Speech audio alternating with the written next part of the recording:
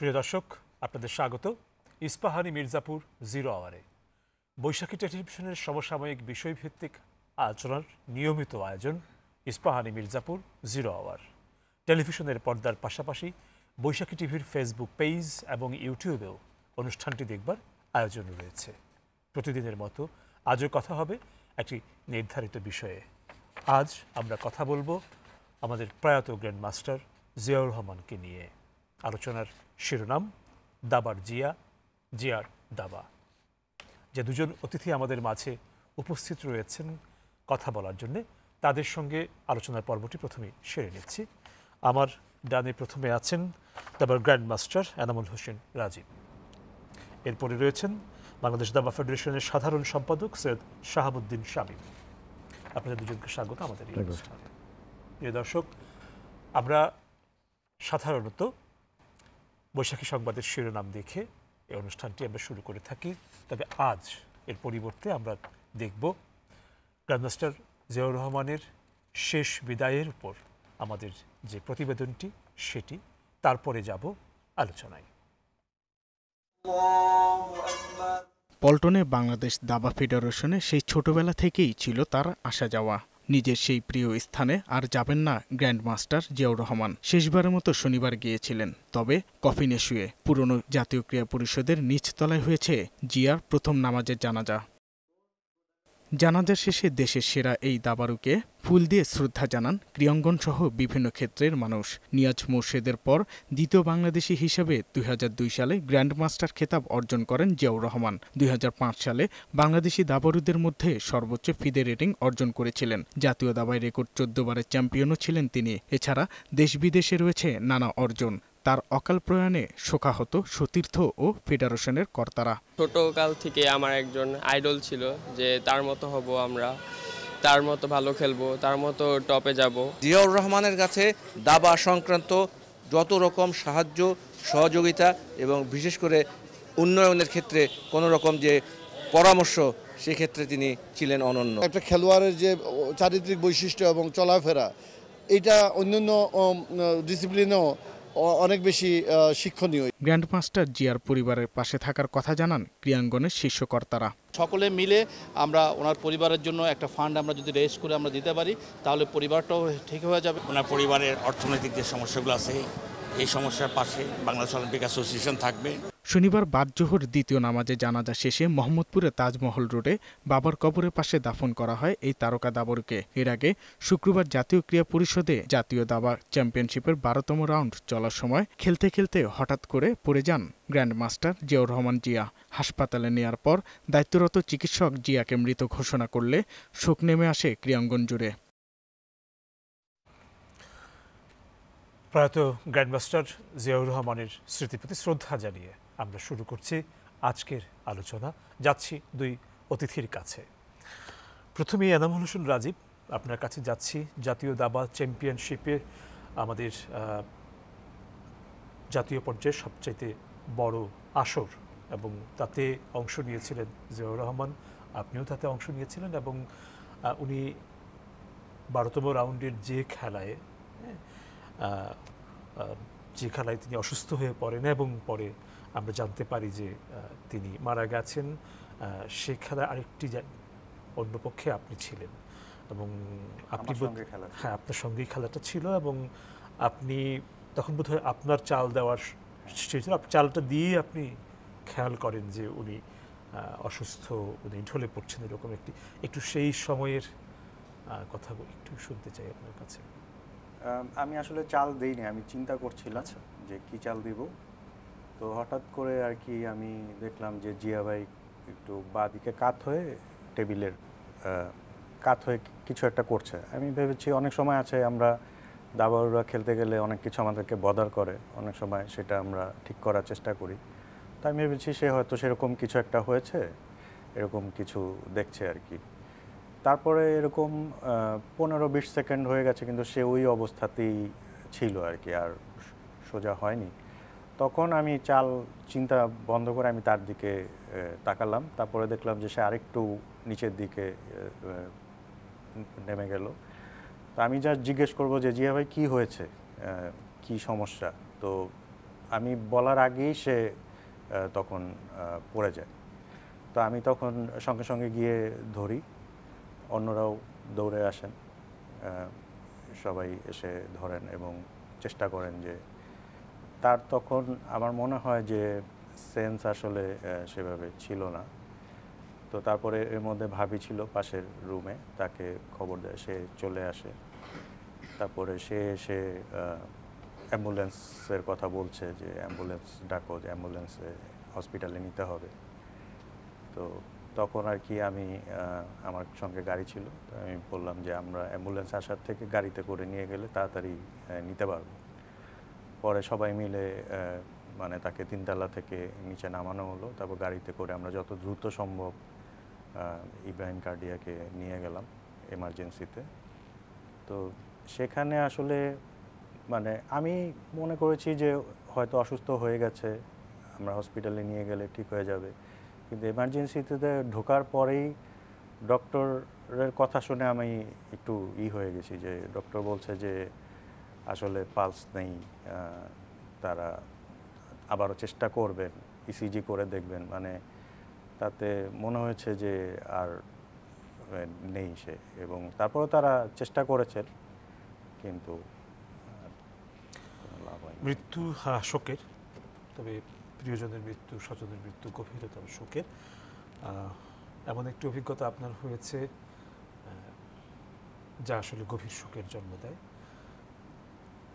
সৈয়দ শাহাবুদ্দিন শামীম, আমরা কথা বলছি প্রয়াত জিয়াউর রহমানকে নিয়ে, যিনি আমাদের দ্বিতীয় গ্র্যান্ডমাস্টার, এবং তার একটি অনন্য অর্জন আছে। তিনি জাতীয় দাবা চ্যাম্পিয়নশিপে 14 বার তিনি জয়ী হয়েছেন। এতবার জয়ী হওয়ার রেকর্ড অন্য কারো নেই। এবং আমাদের জাতীয় দাবা এবং গ্র্যান্ডমাস্টার জিয়াউর রহমান, এই সামনে রেখে আপনার কাছ থেকে একটু শুনতে চাই। এক কথায় আমি যেটা বলতে চাই সেটা হলো যে অত্যন্ত সাধারণ একজন মানুষ হিসাবে সে নিজেকে আমাদের মাঝে প্রতিষ্ঠিত করতে পেরেছে। আমার সৌভাগ্য হয়েছে বলতে হবে যে 2012 থেকেই প্রতিটি অলিম্পিয়াডে গ্র্যান্ডমাস্টার জিয়া ছিল আমাদের স্কোয়াডে, এবং আমিও প্রতিটি 2012 থেকে শেষ পর্যন্ত আমি তার সাথে গিয়েছি। এবং জিয়ার সাথে যাওয়ার মধ্যে তার সাথে তার ফ্যামিলিটাও যেত, তার স্ত্রী এবং তার ছেলে। ছোটোবেলা থেকেই তার ছেলেকে নিয়ে যেত। তদ্রূপভাবে আমি, আমার স্ত্রী, যিনি মাহমুদ আমল চিনেন আপনি, এবং আমার ছেলে, আমরাও যেতাম একসাথে। আমার ছেলে আরও ছোটো। তো তখন আমরা দেখেছি যে একটা পরিবার, আমাদের দুইটা পরিবারের মধ্যে একটা মানে যে বন্ধন, সেটা আমরা দেখেছি। আমি জেনারেল সেক্রেটারি হয়েছি 2016-তে। স্বাভাবিকভাবেই আমি চাই যে আমাদের ফেডারেশনটা সবসময় যেন টুর্নামেন্টে বা আদার্স অ্যাক্টিভিটিস আমরা করতে পারি। আমাদের চুজি একটা চয়েসের একটা বিষয় থাকে অনেকের খেলার ব্যাপারে, বিশেষ করে যারা শীর্ষ পর্যায়ে চলে যায়। কিন্তু আমার পাশে যে বসে আছে রাজীব এবং জিয়া, এই দুজন কিন্তু প্রতিটি টুর্নামেন্টে আমরা যখনই বলেছি তারা খেলেছে, নট ইভিন খেলেছে। তারা প্রাইজ পর্যন্ত কখনো যে এত টাকার প্রাইজ এটাও দেখেনি জিয়া একেধারে খেলোয়াড়, একেধারে কোচ। অসংখ্য সে তার ছাত্রী রেখে গেছে। বাংলাদেশের সীমানা ছাড়িয়ে ভারতবর্ষ সহ বাইরের অনেক জায়গায় সে প্রশিক্ষণ দিয়েছে। মানে এমন একটা মানুষ। কালকে আমি যখন তার এই ঘটনাটি ঘটে, আমি তার খেলা দেখছিলাম বসে, সেই বেশ ভালোই সে খেলছিল। তা আমরা যেহেতু তার ছেলেও ন্যাশনালে খেলছে, এবং সে একটা আমার মনে হয় প্রিপারেশন নিয়েই এসেছিল, যেহেতু তার বিপক্ষে রাজীব খেলছে এবং সে রানার আপের পজিশনে আছে পাশাপাশি, এবং তার ছেলের খেলাটা সে দেখছিল। তার একটা চিন্তা ছিল যে এইবার যে তার ছেলে যদি কোয়ালিফাই করে, 5-এ আসতে পারে অলিম্পিয়াড টিমের জন্য, তাহলে সে হয়তো আমাদেরকে অনুরোধ করবে যে সে ক্যাপ্টেনশিপে যাবে, এবং তার একটা ধারণা ছিল। সব কিছু মিলিয়ে তার একটা ভালো প্রিপারেশন ছিল। তার ছেলের খেলাটাও সে দেখছিল। হঠাৎ করে দেখলাম যে খেলাটা নেই, খেলা আমি দেখতে পাচ্ছি না। আমার মধ্যে কোনো কারণে হয়তো অনেক সময় হয় কি, আমাদের যেহেতু আপনার ইলেকট্রনিক্স বিষয়ে কোনো জায়গায় ডিসকানেক্ট হয়ে গেছে, আমি এটাকে আর গুরুত্ব দিইনি। হঠাৎ করে আপনাদের কোনো না কোনো একটা টিভি চ্যানেল থেকে আমার ফোন করছে, আমি আননোন নাম্বার ধরিনি, কয়েকবার ফোন করে আমি ফোনটা রিসিভ করেছি। তখন বললো যে এরকম জিয়া ভাই কি বেঁচে আছে না? আমি কী বলিনি, সব জিয়া ভাই বেঁচে আছে, আমি তোর খেলা দেখছি, আমি দেখছি। আমি তো 7-8 মিনিট আগেও তার খেলা আমি দেখেছি, সে খেলছিল রাজীবের সাথে। তো এই মানুষটি হঠাৎ করে খেলতে খেলতে লুটিয়ে পড়বে, এটা আসলে অবিশ্বাস্য। যেটা আপনি বলছিলেন যে মৃত্যু, সব মৃত্যুই কিন্তু বেদনাদায়ক, কিন্তু এটা কিছু মৃত্যু আছে যে কোনোভাবেই মেনে নেওয়া যায় না। হিউম্যান বিইং হিসাবে তো মেনে যাওয়াই না। আমরা যে ধর্মাবলম্বনে বিশ্বাস করি সেখানে নির্ধারিত বিষয় মৃত্যুটা, তারপরেও অ্যাজ এ হিউম্যান বিইং এটা বিশ্বাস করা অবিশ্বাস্য। মানে আমি এক কথায় বলবো, এটা অপূরণীয় ক্ষতি। ক্ষতিটা বিভিন্ন কারণে, আপনাদের দৃষ্টিতে একরকম, আমাদের দৃষ্টিতে একরকম।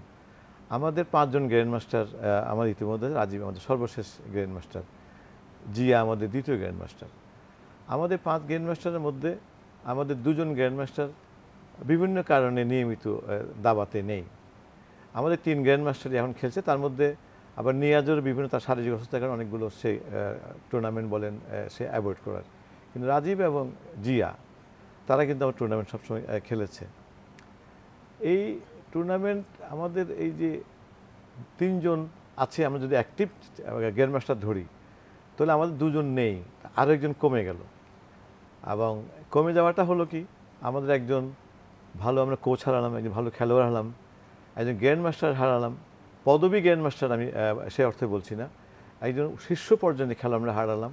আমরা বাইরে যখন যাব খেলতে, আমরা একজন শক্তিশালী প্লেয়ারকে হারালাম।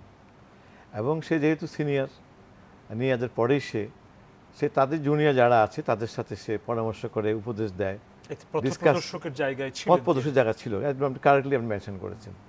এই জায়গাগুলোর কথা চিন্তা করি, এই অপূরণীয় ক্ষতিটা অন্তত আমি as general secretary of chess federation, মানে আমার কাছে এখন এই মুহূর্তে মনে হচ্ছে আমরা বিশাল একটা ক্ষতির মধ্যে আমরা পড়ে গেলাম।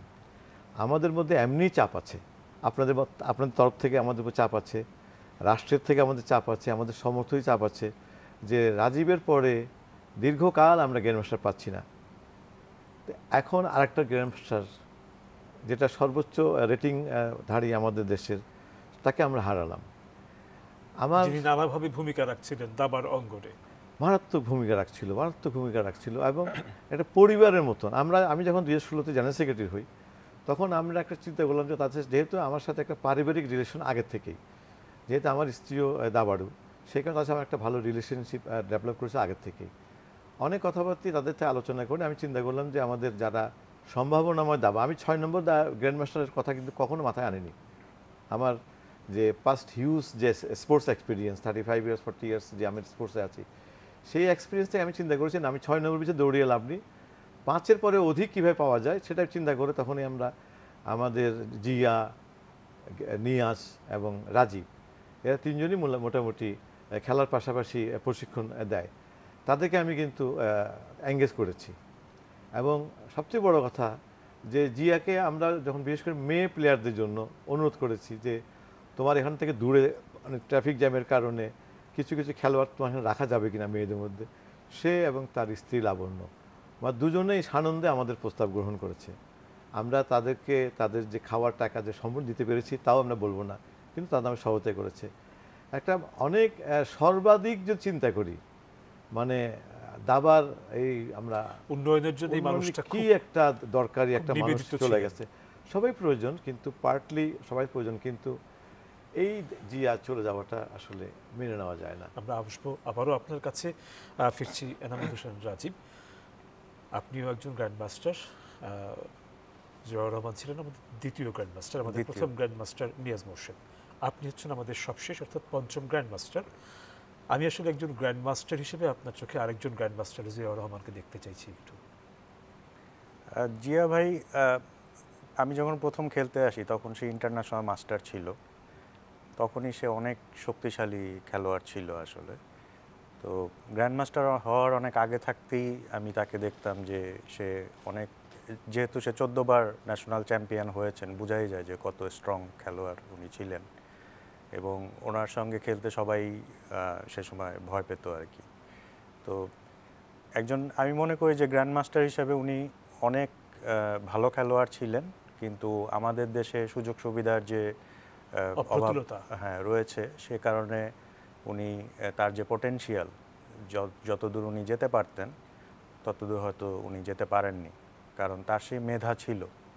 যেমন আমি যখন এই নিউজটা আমি ফেসবুকে দিয়েছি তখন দেশ বিদেশ থেকে অনেকেই কমেন্ট করেছে। তার মধ্যে একজন ওয়ার্ল্ড টপ লেভেলের প্লেয়ার আলেক্সি শিরভ, তিনি বলেছেন যে আমি 3টা অলিম্পিয়াডে জিয়ার সঙ্গে খেলেছি এবং সে খুবই ফর্মিডেবল একজন অপোনেন্ট ছিল, মানে সেই খেলাগুলো খুবই ইন্টারেস্টিং ছিল। তো তার মতো একজন প্লেয়ার এরকম কমেন্ট করা বোঝাই যায় যে জিয়া ভাই কত উঁচু মানের খেলোয়াড় ছিলেন আর কি। তো এবং সে মানুষ হিসাবে আমি মনে করি যে অসাধারণ ছিলেন। সবসময় একটা পজিটিভ ভাইব তার মধ্যে থাকতো। আমরা খেলোয়াড়দের লাইফে ভালো সময় খারাপ সময় আসে, আমরা ভালো পারফর্ম করি খারাপ পারফর্ম করি। তো ইভেন যখন আমরা খারাপ খেলি তখনও দেখা যায় জিয়া ভাই হয়তো বা আমরা অ্যানালাইসিস করতেছি একসঙ্গে, তখন সে হয়তো মজা করছে, কিছু একটা বলছে, যে আমাদেরকে চিয়ার আপ করার চেষ্টা করছে। তো এই জিনিসগুলো সবসময় তার মধ্যে ছিল আর কি, যে সব কিছুতে একটা পজিটিভ ভাইব এবং তার কোনো মানে ব্যাড হ্যাবিট যেটা বলা হয় যে সেই ধরনের কোনো কিছুই আমরা কখনো দেখিনি। কারো সঙ্গে তার কোনো রেষারেষি ছিল না। তো মানে এমনিতে মনে হতে পারে যে এরকম মানুষ হয় কিনা, কিন্তু আসলে সে ওইরকমেরই আদর্শ একজন মানুষ ছিলেন। তিনি তো আন্তর্জাতিক অঙ্গনে অসংখ্যবার আমাদের দেশের প্রতিনিধিত্ব করেছেন এবং একটু যদি আমরা অন্যান্য ক্রীড়াঙ্গনের সঙ্গে তুলনামূলকভাবে বিবেচনা করে দেখি তাহলে কিন্তু ওনার এই ভূমিকাটা স্পষ্টত চোখে পড়ার মতন। এতবার আসলে অন্য কোনো ক্যাটাগরি থেকে বাংলাদেশের প্রতিনিধিত্ব করার সুযোগ আসলে হয়েছে কিনা একটু ভেবে বা খতিয়ে দেখার বিষয়। তো আন্তর্জাতিক অঙ্গনে ওনার অংশগ্রহণ মানে ক্রীড়ার অঙ্গনে একটু এই জায়গাটা একটু আপনার কাছ থেকে শুনতে চাইব। আন্তর্জাতিক অঙ্গনেও তার মানে পারফরমেন্স অনেক ভালো। যেমন লাস্ট বড় সাফল্য ছিল ইন্ডিয়ার একটা টুর্নামেন্টে নাগপুরে চ্যাম্পিয়ন হওয়া। দাবার বিষয়টা হলো মানে অনেকটা আমরা যদি বলি যে ফুটবলের মতো, মানে ফুটবলে আমরা যদি 20তম হতে পারি তাহলে আপনি বুঝতে পারেন যে কীরকম খেলা আমাদের খেলতে হবে। হ্যাঁ, তো দাবাতেও জিনিসটা এরকম। আমাদের 188টা দেশ, এই যে অলিম্পিয়াড হবে 188টা দেশ সেখানে পার্টিসিপেট করবে।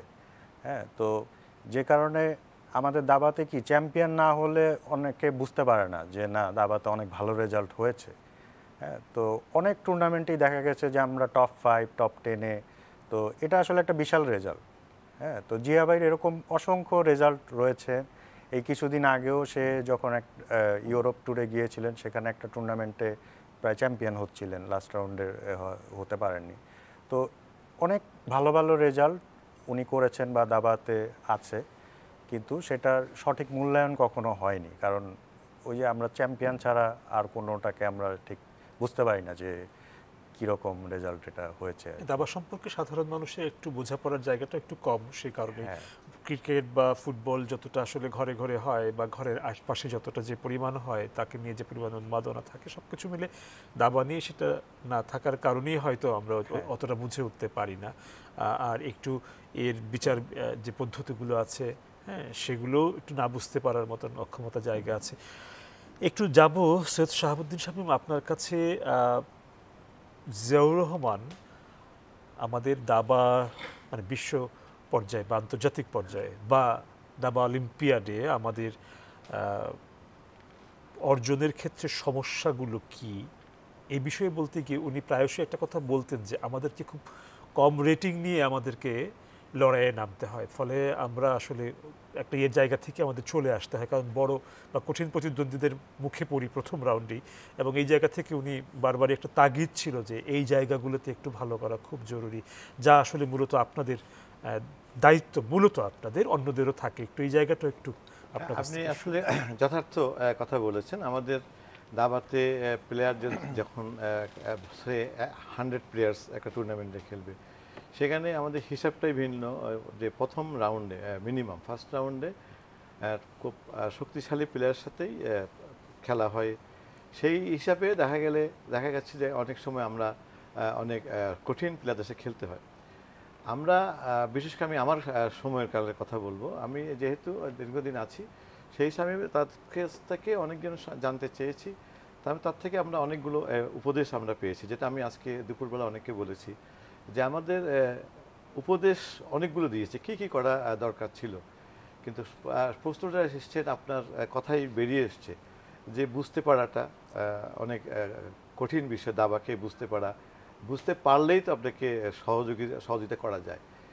আমাদের যেটা সবচেয়ে সমস্যা হয়েছে যে আমাদের যে ক্রীড়ার যে বাজেট, বিশেষ করে আমাদের ফেডারেশনগুলোর এই বাজেটকে যদি আপনি হিসাব করেন তাহলে আমাদের 1-2টো টুর্নামেন্ট মানে করার কোনো অবস্থান নেই। তাই তারপরে গতবার এই সরকার ক্ষমতা আসার পরে মূলত গত কয়েক বছর ধরে এটা ঘুরে দাঁড়িয়েছে, আমাদের প্রশিক্ষণ সহ আদার্স ফ্যাসিলিটি দিয়েছে। আপনাদের তো এখনো নিজস্ব ভবন হয়নি, তাই তো? আপনি আশ্চর্য হয়ে যাবেন যে আমরা 2012 থেকে এই ফেডারেশনে আছি। আমি সিনিয়র ভাইস প্রেসিডেন্ট ছিলাম, 1 বছর ভারপ্রাপ্ত সভাপতিও ছিলাম। আমরা এই 2012 থেকে আজ অবধি অলিম্পিয়াডের জন্য একবার আমরা 1 লাখ টাকা পেয়েছি, আর একবার আমরা 3 লাখ টাকা পেয়েছি। এক যুগে কিন্তু আমাদের প্রতিবারে 30-35 লাখ টাকা খরচ হয়। হয় আমরা কোনো স্পন্সর থেকে নিই অথবা আমরা যারা আছি ফেডারেশনে তারাই আমরা দিই। আপনি দাবাতে খেলতে আসতে গেলে দাবার ফ্যাসিলিটিগুলো দেখতে হবে। আমাদের যারা শীর্ষস্থানীয় প্লেয়ার যাদের গ্র্যান্ড মাস্টারকে দিয়ে অনুসরণ করবে, আন্তর্মাস্টার অনুসরণ করবে, তারা কি বেনিফিটটা পাচ্ছে, ফিনান্সিয়ালি বিশেষ করে কি বেনিফিট পাচ্ছে? আমি বলবো যে একদম জিরো বেনিফিট। দাবাতে আসবে কেন? তাই আমি যেটা আপনি বলতে যাচ্ছিলেন যে তার উপদেশগুলো, তার কথাগুলো আমরা প্রোভাইড করতে পেরেছি কিনা, আমি সরাসরি একদম কোনো ঢাকঢোল না পারে লুকোচুরি না বলতে না, আমরা পারিনি। সেই দায় আমাদেরকে নিতে হবে। অ্যান্ড পারিনি কেন? আমাদের ইচ্ছা আছে কিন্তু আমাদের সুযোগটা নেই, আমাদের সামর্থ্য নেই। তা আমরা বিশেষ করে 2016 পর থেকেই আমরা চেষ্টা করেছি, আমাদের যারা ভাইস প্রেসিডেন্ট এসছে এই প্রথম বোধহয় 2016 কমিটিতেই বেশ অনেকজন আর্থিক সচ্ছলতার অনেকজন ভাইস প্রেসিডেন্ট এসছে, আমিও আছি। তা আমরা নিজেরাও পার্সোনালি দাবাকে অনেক জায়গায় আমরা পৌঁছাবার চেষ্টা করেছি। এবং আজকে আমাদের তার জানাজার মধ্যে অনেক সাংবাদিক জিজ্ঞেস করছিল যে একজন চিকিৎসক কেন ছিল না, অথবা কমপ্লিট শীতাতপ নিয়ন্ত্রিত হলে কেন খেলা হচ্ছে না। আমরা এই কথাটা দাবা যে পরিবেশে খেলা হয় এই সমালোচনাটা আছে, কিন্তু যে আসলে সেই পরিবেশটা অতটা ভালো নেই। কিন্তু আমরা চেষ্টা করেছি। আমি আমার সৈয়দ শাহাবুদ্দিন শামীম, কথাটা চলবে যেখানে আছে সেখানে আবারও আসবো আপনার কাছে। আমাদের একটা বিরতির সময় হয়ে গেছে, তারপরে ফিরছি আপনার কাছে। প্রিয় দর্শক, ইস্পাহানি মির্জাপুর 0 আওয়ারে সময় হয়ে গেছে একটা বিরতির। ফিরবো অল্প সময়ের ভেতর, আশা করি সঙ্গেই থাকছেন।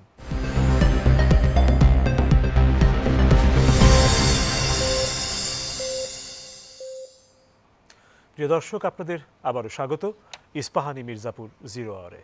ধন্যবাদ বিরতির সময়টুকু আমাদের সঙ্গে থাকার জন্য। সৈয়দ শাহাবুদ্দিন শামীম, আপনার কাছে ফিরছি। কথা হচ্ছিল দাবা ফেডারেশন নিয়ে, তার সক্ষমতা নিয়ে, অক্ষমতার জায়গাগুলো নিয়ে। আমরা যেটা বলতে চাচ্ছি যে আমাদের এই যে ফ্যাসিলিটি, যে পরিবেশে খেলা হয় সেই পরিবেশের সমালোচনা আছে, সেটাই বলতে চাচ্ছি যে আমাদের এখন যেটা আপনারা দেখছেন এটাও কিন্তু একসময় ছিল না। কিন্তু আমরা মনে করি এটা আসলেই আমরা যতদূর আমরা করছি তা দাবা যেই জায়গায় খেলার কথা সেই জায়গায় আমরা নেই। তবুও বলবো যে আমাদের প্লেয়ার্সরা আমাদেরকে সাপোর্ট দিচ্ছে, তারা সহায়তা করছে। আজকে আমার কাছে যেন রিয়েলাইজ করতে পেরেছি যে আসলে যে একজন চিকিৎসক থাকলে হয়তোবা কিছু করা যেত। তো এই ফ্যাসিলিটিগুলো প্রোভাইড করা আজকে ওর যে আমাদের থেকে চলে গেছে, এই জন্য কথাটা আসছে। কিন্তু আমি যদি আপনি উন্নয়নের কথা বলি, মানে দাবাতে আমাদের যে এই যে রাজীব বলছিল যে সে অনেক দূরে এগোতে পারতো, আসলে সত্যি কথা। আমাদের সুপার গ্র্যান্ড মাস্টার হওয়ার মতন একজন খেলোয়াড় জিয়া, কিন্তু ওকে যুদ্ধ করতে হয়েছে, তাকে রাত জেগে প্রশিক্ষণ দিতে হয়েছে। কারণ আপনার লিগ হয় না, এমন দিনও গেছে আপনার টাকা দেয় না ক্লাবগুলো। 3 লাখ টাকা 2 লাখ টাকা কথা বলেছে, 50% দিয়েছে, দেয়নি। তো এখন তাকে তো সে চাকরিও করছে না, দাবাই খেলছে শুধু। এখন তাকে প্রশিক্ষণ দিতে হচ্ছে, একদিকে প্রশিক্ষণ, এই যে কালকে তার গেমটা যে কার সাথে হবে, প্রিপারেশন নিতে হবে, সেটাও কিন্তু সে নিতে পারছে না। তাতে যেহেতু তাকে আর্থিক সচ্ছলতা, তার পরিবার চালাবে না, কাজ করতে হচ্ছে। তো এই ফ্যাসিলিটি আমরা প্রোভাইড করতে পারিনি, একদম নিশ্চিন্ত বলা যায় আমরা করতে পারিনি। চেষ্টা হয়তো আমরা করেছি, কিন্তু আমরা ততদূর যেতে পারিনি। আমরা আমাদের যিনি সভাপতি, আমরা অনেকবার বলেছি আমাদের যে মন্ত্রী মহোদয়কে যে আমরা চেষ্টা করেছিলাম যে একটু ইন্টারন্যাশনাল পর্যায়ের খেলা কীভাবে করা যায়, দাবাকে একটা মানে কি বলবো, একটা উচ্চমানের একটা ইভেন্ট ডিসিপ্লিন, এটা প্রমাণ করার জন্য আমরা চেষ্টা করেছি বিভিন্ন জায়গায়। ইভেন্টকে আমরা 5 স্টারে আমরা সাংবাদিক সম্বন্ধ করেছি। এটা আমার উদ্দেশ্য ছিল যে যে মানুষ বুঝুক যে এই খেলাটা অনেক উন্নত মানের খেলা, অন্যরাও এগিয়ে আসুক। আমরা তখন দেখেছি যে আমাদের বছরে 1 কোটি টাকার মতো শুধু আমাদের হল ভাড়া দিতে হয়েছে। আমরা এই অ্যাপিলটা আমাদের মন্ত্রী মহোদয় যিনি আগে ছিলেন তাকে বলেছি, উনি রেসপন্সও করেছিল যে আমাদের যে বিল্ডিং আমরা আছি আমাদের ছাদটা আমাদেরকে বরাদ্দ দিয়েছে এবং আমাদের ফ্লোরটা আমাদেরকে বরাদ্দ দিয়েছে একদম শেষের দিকে, আমাদের মেয়াদের শেষের দিকে। এরপর তো আমাদের অ্যাডক কমিটি বা হয়েছে। তাই আমি সর্বশেষ যেটা বলবো, যেটা প্রয়োজন তার আমরা 30%ও নেই, মানে স্ট্যান্ডার্ডের দিকে 30%ও নেই। অনেকগুলো যেমন আমরা কিছু জিনিস আমরা প্রোভাইড করতে সক্ষম হয়েছি, যে সবাইকে খেলা দেখানো, ইলেকট্রনিক্স বোর্ড প্রোভাইড করা, এগুলো আমরা করতে পেরেছি। কিন্তু বিশেষ করে আমাদের এই যে আমাদের গ্র্যান্ড মাস্টাররা এসে যে প্র্যাকটিস করবে বা আমাদের অন্য প্লেয়াররা যে প্র্যাকটিস করবে সেই জায়গাও আমাদের কাছে নেই।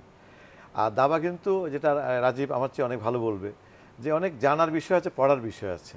আপনার চিকিৎসা বিজ্ঞানে যেমন প্রতি মুহূর্তেই তার প্রেসক্রিপশন চেঞ্জ করতে মেডিসিন চেঞ্জ হয়, দাবাও কিন্তু সেরকম একটা ইভেন্ট যে তার প্রতিটা মুহূর্তে প্রতিটা তার এক্সপিরিয়েন্স করে জটিল জটিল গেম কিভাবে সলভ করা যায় এগুলো বের করতে হয়।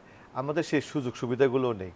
তা আমরা আশা করছি এবার, যেহেতু আমরা দেখেছি আমাদের জিয়াকে আমরা হারিয়েছি, আমরা অমূল্য সম্পদ হারিয়েছি, কিন্তু পাশাপাশি আমাদের একটা জিনিস আবার তার হারানোর মধ্যে আমাদের কিছু প্রাপ্তিও আছে। প্রাপ্তিটা কি? কালকে যখন জিয়া চলে গেল তখনই আমরা মাননীয় প্রধানমন্ত্রী, যিনি আমাদের মানবতার মা আমরা বলি, আপা কিন্তু তখনই আপনাদের কারো না কোনো একটা মিডিয়ার স্ক্রলে দেখে উনি কিন্তু আমাদের মন্ত্রী মহোদয়কে বিষয়টাকে জানতে চেয়েছে। তার থেকে মন্ত্রী মহোদয় আমার কাছে জানতে চেয়েছে ওনার পিআরও এবং ওনার পিএসের মাধ্যমে। আমি বলার চেষ্টা করেছি, ওনার মোবাইল পাইনি, আমি সচিব মহোদয়কে সরাসরি বলেছি। তো এতে গিয়ে যেমন কালকে উনি আমাদের মন্ত্রী মহোদয় জিয়ার বাসায় গিয়েছে, তো উনি আমাদের কথা দিয়েছেন। আপনারা দেখেছেন পরশুদিন উনি একটা ঘোষণা দিয়েছিলেন যে দাবা এবং কাবাডিকে স্কুলের পাঠ্যতে নিয়ে আসবে। এই জিয়ার প্রয়াণে কিন্তু একটা জিনিস হয়েছে, উনি আমাদের সাথে একটা সরাসরি একটা লিঙ্কড হয়েছে, এবং উনি এবং আমাদের যে সচিব উভয়ই আমাদের দাবাকে একটু আলাদা চোখে তা দেখেছে, এবার সিরিয়াসলি দেখবে বলে আমাদেরকে কথা দিয়েছে।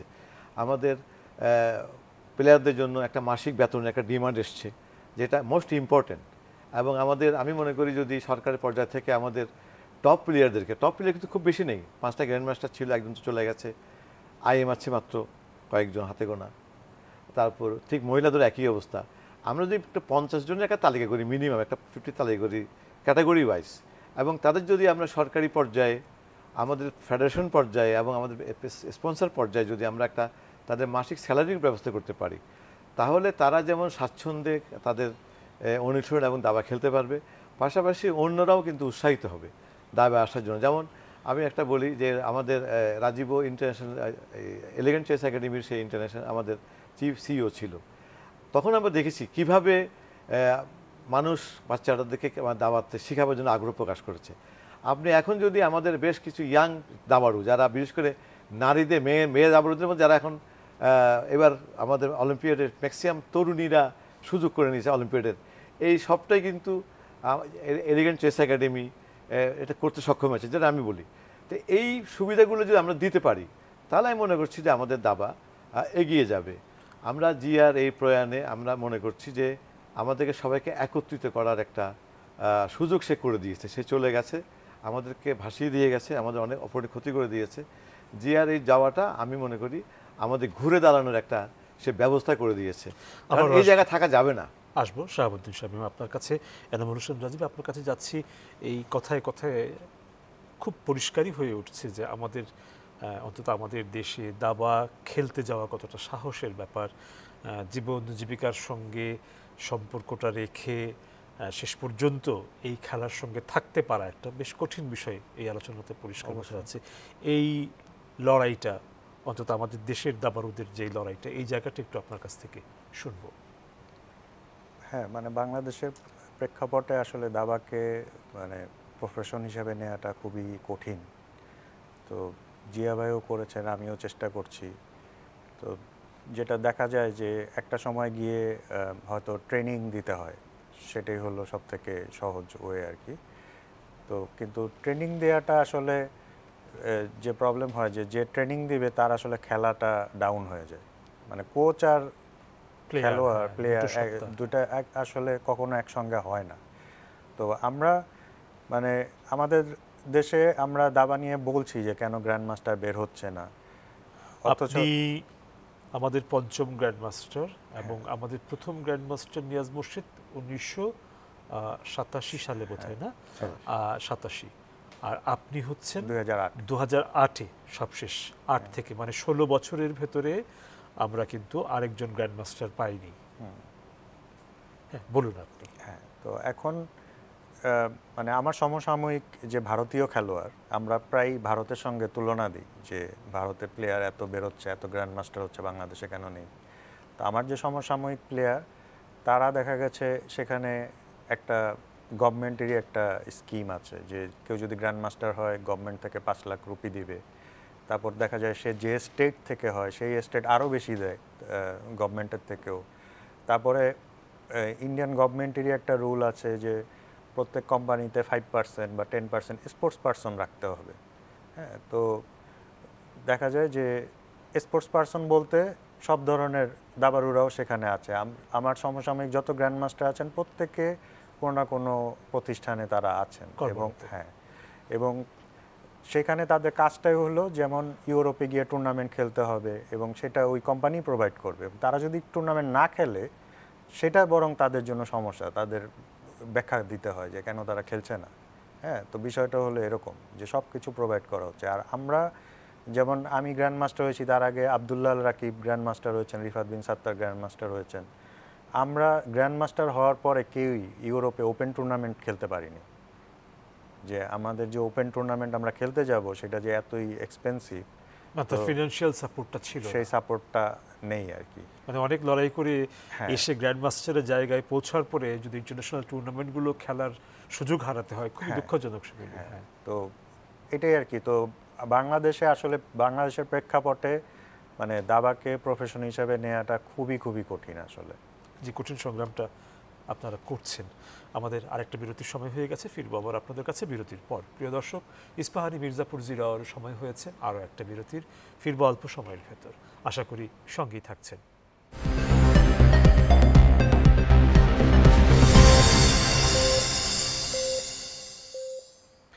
প্রিয় দর্শক, আপনাদের আবারও স্বাগত ইস্পাহানি মির্জাপুর 0 আওয়ারে। ধন্যবাদ বিরতির সময়টুকু আমাদের সঙ্গে থাকার জন্যে। সৈয়দ শাহাবুদ্দিন শামীম, যাচ্ছি আপনার কাছে।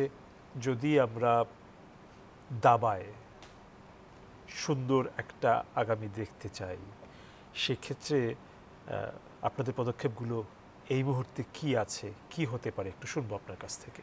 আপনি নিশ্চয়ই জানবেন যে আমাদের 2022-এ আমরা আবুল খায়ের গ্রুপের স্পন্সরশিপে সারা বাংলাদেশে আমরা স্কুল টুর্নামেন্ট আমরা করেছি। আমাদের উদ্দেশ্যটা ছিল যে আমরা যদি সারা বাংলাদেশে যে চাপাকাটা ছড়িয়ে দেওয়াটা একটা মোস্ট ইম্পর্টেন্ট। আমাদের টাইটেল প্লেয়ার্সের হিসাবটা আমরা অন্য জায়গায় রেখেছি। আমরা চিন্তা করেছি কি দাবাকে মানে বাংলাদেশে একটা জনপ্রিয় করার জন্য, এবং তৃণমূল পর্যায়ে যদি আমরা এই খেলোয়াড় বের করে নিয়ে আসতে পারি, আমরা মনে করেছি যে আমরা সফলও হয়েছি। আমরা প্রায় 55,000 খেলোয়াড় আমরা খেলাতে পেরেছি, এবং বিভিন্ন পর্যায়ে ইউনিয়ন পরিষদ, ইউনিয়ন পর্যায়ে, উপজেলা পর্যায়ে, জেলা পর্যায়ে, বিভাগ পর্যায়ে আমরা সর্বশেষ কেন্দ্রে ঢাকায় নিয়ে এসেছি। তো এইভাবে যদি আমরা প্রজেক্টগুলো হাতে নিতে পারি, তাহলে মনে করি আমরা দাবার অনেকগুলো খেলোয়াড় আমরা পাবো। সেখান থেকে আমরা রাজীব, রাকিব, রিফাত, জিয়া এবং নিয়াজ মুর্শিদ আমরা খুঁজে পাবো। সেরকম আমরা পদক্ষেপ নিয়েছি। এই মুহূর্তে যেটা আমাদের জন্য খুব মোস্ট ইম্পর্টেন্ট যেটা আমাদের জন্য রয়ে গেছে, সেটা হলো যে আমাদের শীর্ষ পর্যায়ে খেলোয়াড়দেরকে আর্থিক সচ্ছলতা এনে দেওয়ার ব্যবস্থা করা। তারপরে যে স্টেজগুলো আছে তাদেরকেও বিভিন্নভাবে তাদের প্রশিক্ষণের ব্যবস্থা করা। যেটা এনামুস রাজীব বলল, সরকারকে উদ্যোগ নিতে হবে যে সব ইভেন্টের বেলা, শুধু দাবা নয়, যে প্রাইভেট প্রতিষ্ঠান যেগুলো আছে, যেগুলো ভারতে যেটা করছে, যে আমাদের প্লেয়ারদেরকে সেখানে তাদেরকে বাধ্যকতা করতে হবে যে এত % খেলোয়াড় নিতে হবে, সেটা দাবার হোক, ফুটবল প্লেয়ার হোক, এই কাজগুলো করতে হবে। আর আমরা যেটা আপনার আজকের এই আলোচনার মধ্যে বলবো, সেটা হলো যে আরেকটা মোস্ট ইম্পর্টেন্ট হলো যে আমাদের প্রায় 55টা ফেডারেশন অ্যাসোসিয়েশন বাংলাদেশে আছে। আমাদের বাজেট অত্যন্ত আমি মনে করব অপ্রতুল। আমাদের বর্তমান মাননীয় মন্ত্রী মহোদয় উনি এসে মাত্র আমাদের ফেডারেশনগুলোতে 7টা ফেডারেশন 8টা ফেডারেশন নিয়ে পৃথক পৃথক বসছে। আমরা ওনার কাছে শুনতে পেরেছি প্রথম উনি বলল যে বাজেট আছে, তার পরবর্তী বাজেট একটা যে পার্সেন্টেজ বৃদ্ধি করে যেই প্রথা বাংলাদেশের, সেখানে আমি মনে করি এই বাংলাদেশের দাবা নয়, কোনো সেক্টরেই যদি প্রাইভেট ক্ষেত্রে না আসে, সরকারি পর্যায়ের এই বাজেটে ডেভেলপ করার কোনো সুযোগ নেই। তা আমাদের এই ফেডারেশন যেটা হয়েছে, আমি নাম বলা হবে না, এটা কৃপণতা করা হবে। আমাদের ফেডারেশনে সাই পাওয়ারটেক, আবুল খায়ের গ্রুপ এবং চৌধুরী নাফিস শারাফত, যেটা কানাডা ইউনিভার্সিটি, বেশ বড় বড় কতগুলো টুর্নামেন্ট উদ্যোগ নিয়েছে। যেটা আমাদের উদ্দেশ্য ছিল যে বাইরের খেলোয়াড় নিয়ে আসা, কিন্তু টার্গেট কিন্তু আমরা হয়তো করেছি 6 নম্বরের। আমাদের কমিটির থেকে চিন্তা ছিল 6 করা। আমরা কিছু কাজ করতে গেছি, আমি পার্সোনালি কিছু কাজ করতে গেছি যে আমাদের আন্তর্জাতিক দাবা অঙ্গনে, যেটাকে ফিদে বলে, সেখানে আমাদের একটা পজিশন ক্রিয়েট করা, এবং আমি মনে করি সেই ক্ষেত্রে আমি সাংগঠনিক দক্ষতা বৃদ্ধি করা, যে আমরাও যে সাংগঠনিক ক্ষমতা আমাদের আছে দেখানো। আপনি জেনে আনন্দিত হবেন যে ভারতকে ইনক্লুড করে আমাদের সাউথ এশিয়ান চেস কাউন্সিল গঠিত হয়েছে। সেখানে কিন্তু ভারতকে বাদ দিয়ে কিন্তু বাংলাদেশ প্রেসিডেন্ট হয়েছে। তা আমরা এখন খালি আপনি সাউথ এশিয়ান চেস কাউন্সিল বা আমাদের জোনাল কাউন্সিল হলে তো হবে না, সাপোর্ট দিতে হবে। আমি অন্তত জেনারেসিটি হওয়ার পরে আমরা বেশ কতগুলো বড় বড় টুর্নামেন্ট করেছি, এটাতে অনেক কিন্তু এগিয়েও এসেছিল। আমরা সেটা আবার এই করোনার কারণে আবার আমাদের সভাপতি মহোদয় অবসর যাওয়ার পরে থেকে এটা একটা আবার সবকিছু মিলে নিম্নমুখী একজন সাংগঠনিক জায়গা থেকে সবকিছু মিলে আপনি কি আমাদেরকে এরকম বলতে পারেন যে আমরা আশা রাখতে পারি ভালো কিছুর জন্য? আমি যেটা মনে করি আমাদের এই মুহূর্তে আমি আপনাকে বলি, আমাদের এই মুহূর্তে আমাদের ফাহাদ রহমান, মনোনজা নীর, যেটা অপরাজিত চ্যাম্পিয়ন হয়েছে, এবং জিআর ছিলে তানসির, আরও কয়েকজন আছে। আমরা যদি এদেরকে নিয়ে অন্যদেরকেও যদি আমরা নিজেদের কম্বাইন্ড একটা প্যাকেজ প্রোগ্রাম নিই, তাহলে আমি মনে করছি আগামী 2-3 বছরের মধ্যেই আমরা হয়তো আমাদের যে সবাই স্বপ্ন দেখছি সেটা আমরা গ্র্যান্ড মাস্টার আমরা সেখানে পৌঁছাবো। একদম শেষ কথাটা বলি, আমাদের যারা গ্র্যান্ড মাস্টার 5 জন হয়েছে, তাদের একটা যে গ্র্যান্ড মাস্টার হওয়ার, বড় খেলোয়াড় হওয়ার যে একটা স্বপ্ন ছিল, ডেডিকেশন ছিল, সেটা আমরা দেখেছি যে এখন অনেক প্লেয়ারদের মধ্যে মাঝে অনেকটা কম। কিছু কিছু প্লেয়ারকে এরা আমাদের গ্র্যান্ড মাস্টাররা মোটিভেট করছে, আমরা মোটিভেট করার চেষ্টা করছি। আশা করছি যে আমাদের বাংলাদেশের দাবা অনেক দূর এগিয়ে যাবে। ধন্যবাদ আপনাকে এনামুল হোসেন রাজীব। একদম শেষ সময়ে আসলাম আপনার কাছে। আপনার অনেক ব্যক্তিগত স্মৃতি আছে জিয়াউর রহমানের সঙ্গে, যদি সেখান থেকে কিছু আমাদের সঙ্গে বলতে চান সেটিও বলতে পারেন। পাশাপাশি স্বল্প সময়ের ভিতরে যদি বলা সম্ভব হয় দাবা নিয়ে, বাংলাদেশের দাবাঙ্গন নিয়ে আপনার স্বপ্নের জায়গা, একটু আমরা শুনবো আপনার কাছ থেকে। জিয়া ভাইয়ের সঙ্গে স্মৃতি বলতে, আমি যখন প্রথম জাতীয় দাবায় কোয়ালিফাই করি, আমার ফার্স্ট রাউন্ডে আমার খেলা পড়ে জিয়া ভাইয়ের সঙ্গে। তো সে সময় মানে এটা একটা বিশাল ব্যাপার ছিল, সবাই মনে করেছে যে প্রথমবার কোয়ালিফাই করেছে আর জিয়ার সঙ্গেই খেলা পড়লো, মানে হারতে তো হবেই আর কি, সেটা এরকম একটা বিষয় ছিল। আর আমার ছিল কালো। তো সেই খেলাতে আমি আসলে জিতে যাই, যে প্রথম যে জাতীয় দাবায় আমি সুযোগ পাই এবং প্রথম রাউন্ডে আমার জিয়া ভাইয়ের সঙ্গে খেলা পড়ে, সেই খেলাটিতে আমি জিতে যাই। তো সেই সময় জেতার পরে আমি মোটামুটি লাইমলাইটে আসি এবং সেই ন্যাশনাল চ্যাম্পিয়নশিপে আমি 4th হই। তো তখন থেকেই আমার মানে দাবার র্যাঙ্কিং মানে সামনে আগানো শুরু হয় আর কি সেই হিসাবে। তো সেটাই আমি চিন্তা করছিলাম যে আমার প্রথম ন্যাশনালের প্রথম গেম আমি জিয়া ভাইয়ের সঙ্গে খেলেছি, আর এবারে জিয়া ভাই তার ন্যাশনালের শেষ খেলা আমার সঙ্গে খেলেছেন। এবং মজার ব্যাপার হলো যে দুটো খেলাতেই আমরা একই ওপেনিং খেলেছি, যেটা আমরা বলতে থাকি কিংস ইন্ডিয়ান ডিফেন্স আর কি। তো আমি অনেক দিন পরে কিংস ইন্ডিয়ান ডিফেন্স খেলেছি জিয়া ভাইয়ের সঙ্গে, এর আগে অনেক খেলা হতো আমাদের। তো এই জিনিসটাই আমার হঠাৎ মনে হলো যে আমার প্রথম খেলা ছিল তার সঙ্গে, আর তার শেষ জাতীয় দাবার শেষ খেলাটা আমার সঙ্গে আর কি। কথা হতে পারতো আরও অনেক, আজ বিদায় নিতে হচ্ছে। আমরা নিশ্চয়ই শ্রদ্ধা ভরে স্মরণ করব গ্র্যান্ডমাস্টার জিয়াউর রহমানকে, এবং আপনারা যারা দাবার অঙ্গনে আছেন তারা তো নিশ্চয়ই স্মরণ করবেন। তার স্মৃতির প্রতি শ্রদ্ধা জানিয়ে আজকের মতন বিদায় নিচ্ছি আপনাদের কাছ থেকে। প্রিয় দর্শক, বিদায় নিচ্ছি আপনাদের কাছ থেকেও। আমরা প্রত্যাশা করব আমাদের ক্রীড়াঙ্গন আরও এমন অনেক কৃতি খেলোয়াড়ে ভরে উঠবে। সেই জায়গা থেকে শেষ করছি আজকের মতন। কাল আবার দেখা হবে, কথা হবে অন্য কোনো বিষয়ে। সেই পর্যন্ত ভালো থাকবেন, সুস্থ থাকবেন। শুভরাত্রি।